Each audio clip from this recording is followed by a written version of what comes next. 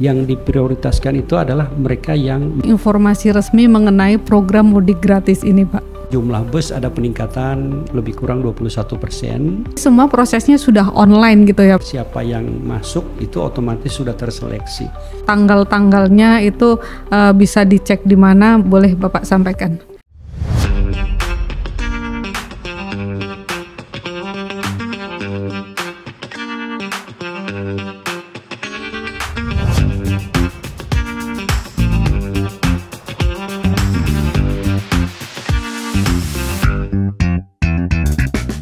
Assalamualaikum warahmatullahi wabarakatuh. Halo Sobat PPID, selamat datang di episode ke-11 podcast Oke Sip, obrolan kekinian seputar informasi publik. Oke Sip, tempatnya kita menggali makna di balik headline, berdiskusi seputar keterbukaan informasi publik, dan menyajikan fakta-fakta terkini dalam balutan obrolan santai. Pemerintah Provinsi DKI Jakarta melalui Dinas Perhubungan kembali menyelenggarakan program Mudik Gratis 2025. Mudik gratis ini digelar untuk mengakomodir warga Jakarta yang akan merayakan Lebaran bersama keluarga di kampung halaman. Di episode kali ini kami berkesempatan berbincang langsung dengan narasumber dari Dinas Perhubungan Provinsi DKI Jakarta untuk membahas mudik gratis dari Pemprov DKI Jakarta. Nah, bagaimana cara masyarakat untuk bisa mengikuti program mudik gratis dan apa saja persyaratannya? Di mana masyarakat bisa mendapatkan daftar rincian daerah tujuan mudik gratis? Dan apakah ada kanal khusus layanan informasi resmi terkait program ini? Bersama saya, Ani Kristiani, semuanya akan kita bahas tuntas hanya di podcast Oke Sip. Obrolan kekinian seputar informasi publik. Memudahkan akses informasi, mendukung transparansi, dan mendorong partisipasi aktif. Mari ikuti perbincangan kami dengan narasumber kali ini. Saat ini telah hadir bersama saya Bapak Syafrin Liputo selaku Kepala Dinas Perhubungan Provinsi DKI Jakarta. Selamat datang di podcast Oke Sip, Pak. Terima kasih. Selamat siang. Assalamualaikum warahmatullahi wabarakatuh. Waalaikumsalam warahmatullahi wabarakatuh. Apa kabar, Pak? Alhamdulillah sehat walafiat. Syukurlah, Pak. Oke, langsung aja kita mulai obrolannya ya, Pak ya. Saat ini tahun 2025 itu Pemprov DKI Jakarta akan kembali menyelenggarakan program mudik gratis ya Pak ya. Nah, ini apa perbedaannya dengan tahun sebelumnya dan evaluasinya apa saja nih untuk meningkatkan pelayanan bagi warga Jakarta? Ya baik, jadi tahun ini tentu berbeda berdasarkan evaluasi tahun 2024 di mana dari keseluruhan kota tujuan terjadi peningkatan jumlah peminat yang akan ikut mudik gratis program Pemprov DKI Jakarta. Nah, karena melihat begitu antusiasnya masyarakat mengikuti mudik gratis ini, maka tahun ini 2025 ada peningkatan jumlah. Dari sisi jumlah bus ada peningkatan lebih kurang 21%, sehingga tahun ini total yang disiapkan oleh pemerintah Provinsi DKI Jakarta sebanyak 521 unit bus yang nantinya akan diberangkatkan pada program mudik itu nanti sebanyak 293. Sementara untuk yang nantinya arus balik disiapkan sebanyak 228 unit bus. Harapannya tentu dengan penambahan kapasitas ini, maka masyarakat yang ingin mudik dengan selamat, aman, dan nyaman tahun ini semuanya bisa terfasilitasi oleh mudik gratis Pemprov DKI Jakarta. Oke, berarti ada peningkatan terus setiap tahunnya ya Pak ya? Iya. Di 2025 ini pun demikian gitu. Nah, tadi disampaikan ada 500 sekian bus itu untuk mudik dan arus balik ya Pak betul. Ya. Nah, untuk kuotanya sendiri berapa Pak yang disiapkan untuk misalnya mudik berapa nih jumlah kuotanya, kemudian yang arus baliknya berapa? Jadi untuk mudik lebih kurang 12.000. 12.000. Kemudian untuk arus baliknya 9.000-an. Jadi total 22.400 penumpang yang nantinya akan diangkut dalam proses mudik gratis tahun ini, baik itu arus mudik maupun arus balik. Okay. Dan selain itu juga kami siapkan angkutan truknya. Jadi truk itu disiapkan total sebanyak 20 unit truk yang nantinya akan difasilitasi untuk mudik itu sebanyak 10 unit truk dan diharapkan bisa mengangkut 300 sepeda motor, dan baliknya pun disiapkan 10 unit truk tadi untuk mengangkut 300 unit motor lagi dari masyarakat yang akan mudik gratis ini. Tentu sebagaimana tujuan diselenggarakannya mudik gratis adalah kita mencermati karena tingginya kecelakaan lalu lintas yang melibatkan sepeda motor dengan fatalitas yang tinggi. Jadi begitu ada kecelakaan sepeda motor pada saat program arus angkutan lebaran tahun sebelumnya, itu biasanya kalau nggak meninggal luka berat, dan tentu itu sangat berisiko bagi mereka yang menggunakan sepeda motor. Oleh sebab itu, kenapa dalam mudik gratis Pemprov DKI Jakarta yang diprioritaskan itu adalah mereka yang membawa motornya. Makanya persyaratannya ada kartu keluarga, ada KTP, dan ada STNK yang bersangkutan. Sehingga dengan pola itu yang mendaftar bawa motor ini menjadi prioritas. Misalnya satu keluarga itu maksimum kan kita alokasikan dengan satu kakak itu 4 kepala, 4 orang yang bisa diangkut dengan program mudik gratis. Oke. Nah, ini untuk daerah tujuannya, Pak. Kalau dibandingkan tahun lalu gitu, ada penambahan kah dan berapa jumlahnya untuk tahun ini, Pak? Untuk kota tujuan kita masih sama, 20 kota di 6 provinsi.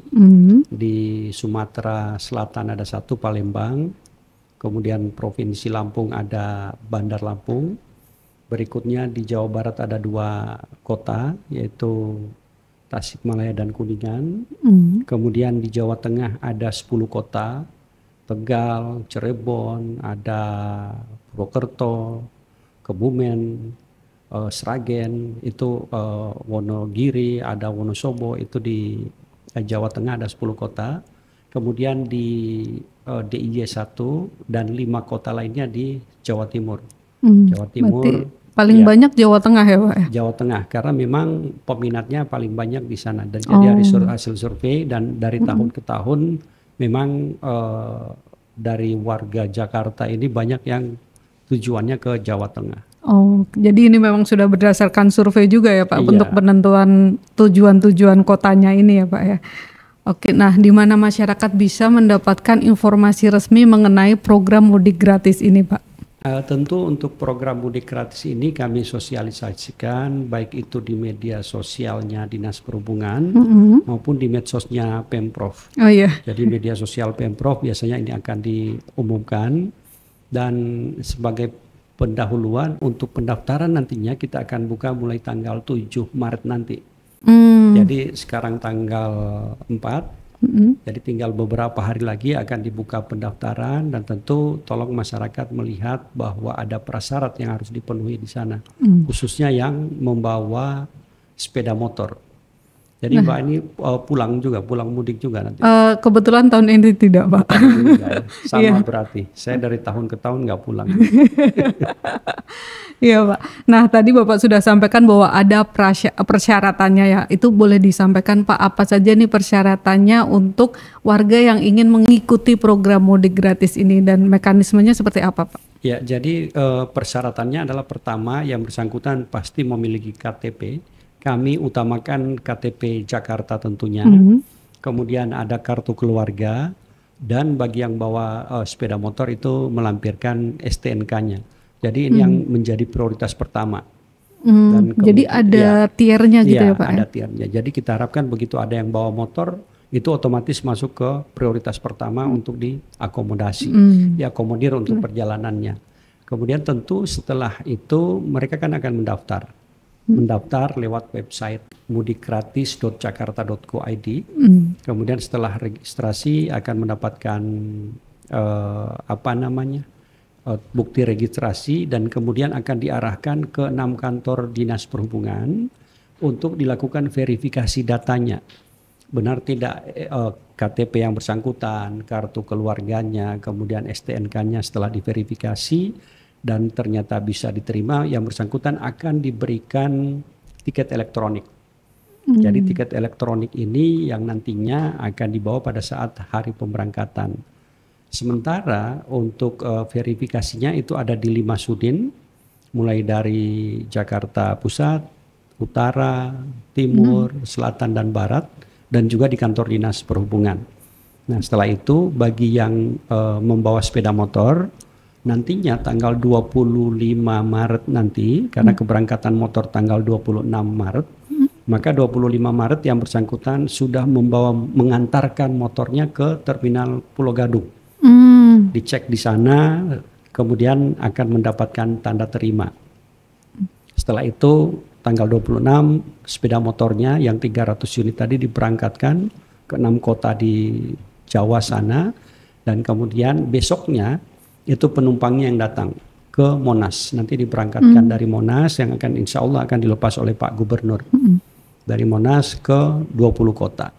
Oh, berarti serentak ya Pak ya, di satu hari itu ya Pak? Serentak hari itu. Oke. Nah, kalau untuk yang motor juga tadi sudah disampaikan gitu ya Pak, untuk persyaratannya gitu, dan itu diutamakan untuk menjadi prioritas pertama gitu ya Pak yang akan mendapatkan. Jadi ini semua prosesnya sudah online gitu ya Pak ya, tidak semuanya ada lagi online, tidak ada yang manual ya. Sudah kecuali tidak ada. Memang untuk verifikasi kita butuhkan akan bertemu. Oh, kehadirannya gitu ya Pak ya. Kehadirannya karena untuk mengecek benar tidak ada KTP yang bersangkutan, kemudian kartu keluarga, sepeda motor. Karena jangan sampai sepeda motornya juga hasil tindak kejahatan nanti. Betul Pak. Jadi harus dicek betul benar tidak sepeda motor. Kelengkapan surat-suratnya gitu ya betul. Pak ya. Oke. Nah, Dinas Perhubungan bagaimana menjamin keamanan dan kenyamanan para pemudik ini selama perjalanan? Ya, tentu untuk menjamin keselamatan, keamanan dan kenyamanan pemudik, ini kita sudah mulai dari tahap awal. Jadi sebelum bus-bus tersebut disiapkan untuk diberangkatkan, kita lakukan inspeksi keselamatan atau yang lebih dikenal sebagai RAM check. Jadi inspeksi keselamatan ini kita cek terkait dengan pemenuhan aspek keselamatan dan kelaikan jalan kendaraan yang bersangkutan.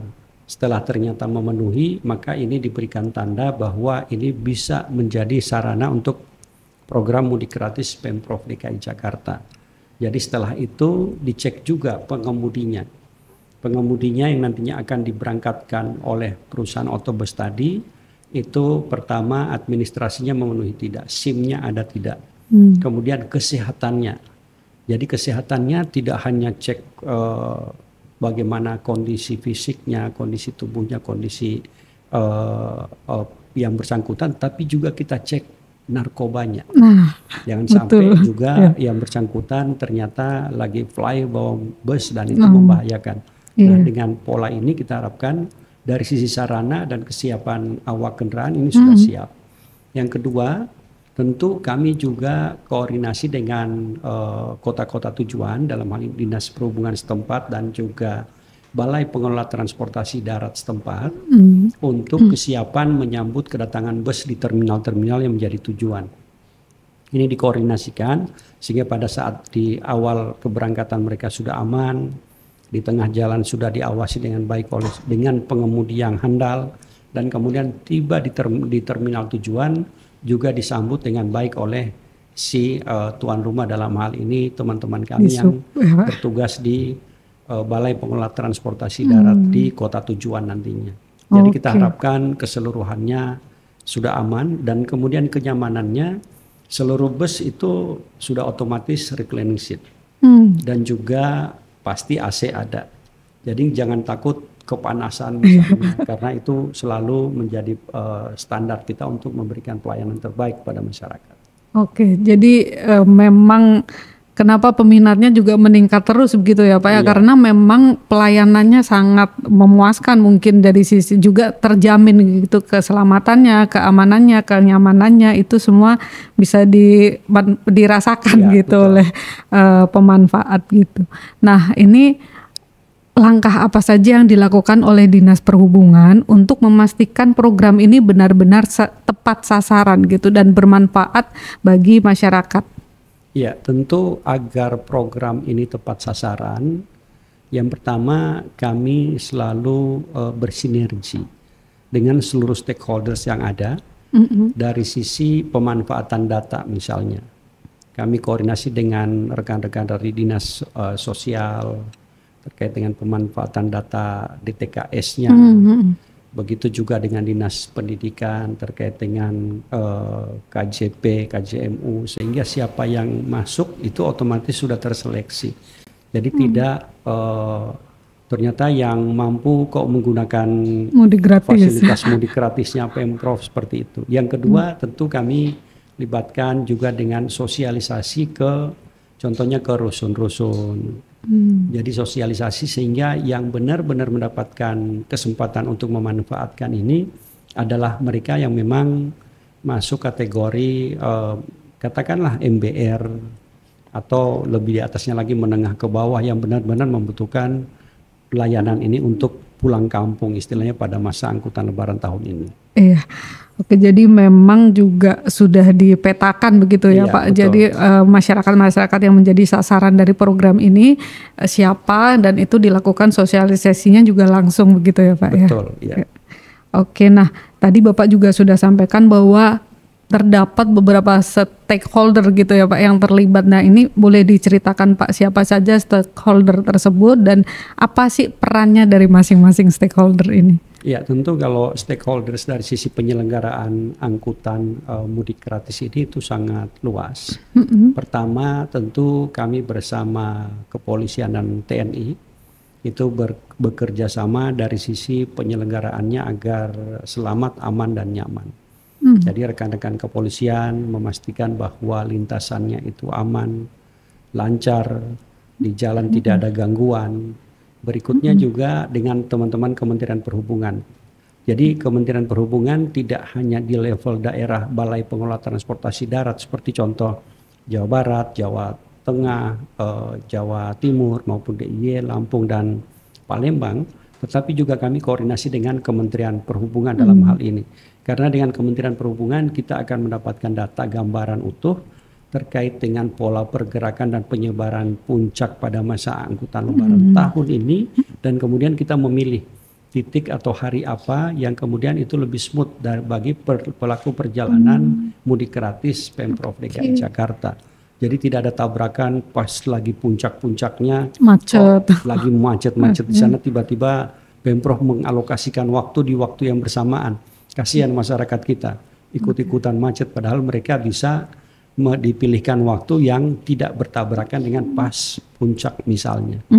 Oke. Berarti itu juga sebagai salah satu untuk mendukung kenyamanannya begitu ya Pak ya.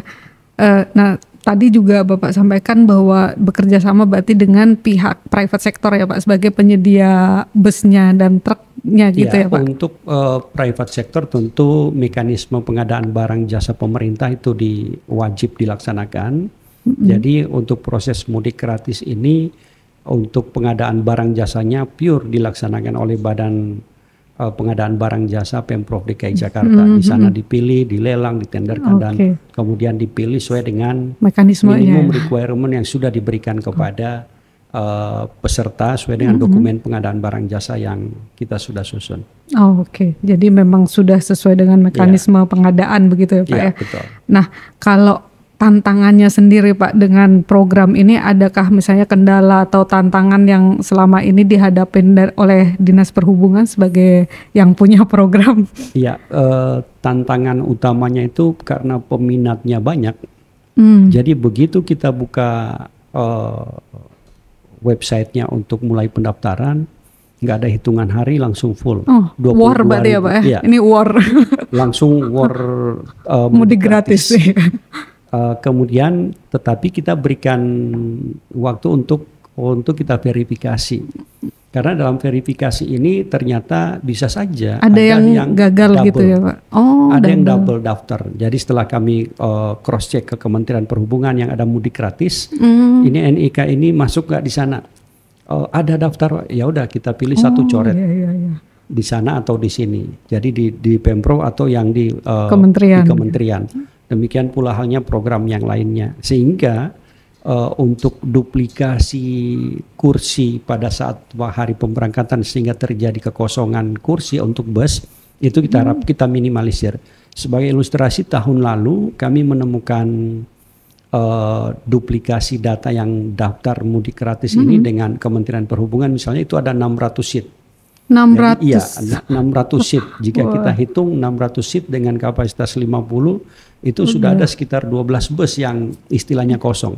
Iya, Jadi karena double data ya Pak ya. Karena yang bersangkutan daftar di 2 tempat. Nah, ini kita minimalisir dengan kita lakukan cross check, koordinasi itu tadi dengan Kementerian Perhubungan, dengan BUMN, sehingga keseluruhannya benar-benar yang memang belum dialokasikan di tempat lain itu daftar di sini, ini baru diterima. Kemudian yang prioritas tentu tadi warga Jakarta dan kemudian memiliki sepeda motor.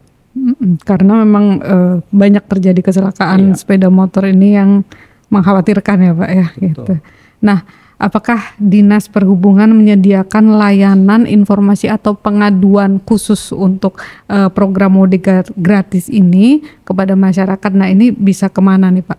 Ya, sebagaimana diketahui tentu untuk pengaduan layanan pengaduan ini bisa menggunakan media sosialnya Dinas Perhubungan atau bahkan Pemprov, dan juga bisa melalui CRM tentunya. Jaki ya Pak ya? Jaki tentunya bisa melalui sana, karena kita sudah punya SOP, begitu keluhannya masuk itu langsung di feeding ke kami dan kemudian kami bisa langsung tindak lanjuti. Sementara untuk pengaduan langsung itu bisa masuk melalui pengaduan di websitenya mudikgratis.jakarta.go.id tadi. Nah, sepertinya cukup Pak. Ini mungkin nanti ada yang bisa Bapak sampaikan terkait dengan program ini. Mungkin masyarakat nanti untuk tanggal-tanggalnya itu bisa dicek di mana, boleh Bapak sampaikan. Ya baik, jadi bagi masyarakat yang akan ikut program mudik gratis Pemprov DKI Jakarta, rencana akan ada pendaftaran pada tanggal 7 Maret sampai dengan 25 Maret nanti.